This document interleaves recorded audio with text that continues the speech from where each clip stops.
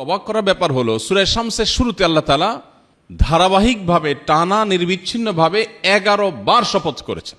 কি এমন গুরুত্বপূর্ণ কথা যেটা বান্দাকে বলার জন্য আল্লাহ তাআলা 11 বার শপথ করেছেন?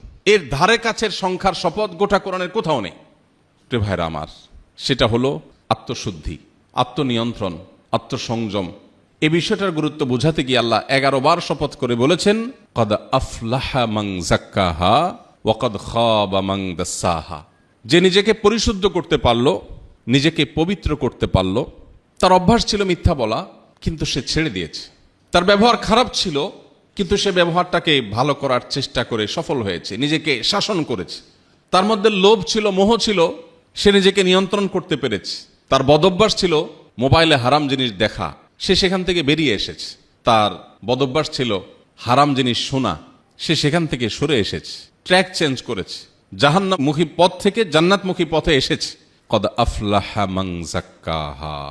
যে পরিবর্তন করতে পারলো নিজেকে, পরিশুদ্ধ করতে পারলো নিজেকে, নিয়ন্ত্রণ করতে পারলো নিজেকে, সংযম করতে পারলো নিজেকে, আল্লাহ বলছেন 11 বার শপথ করে বলেছেন এই ব্যক্তি সফল হয়ে গেল।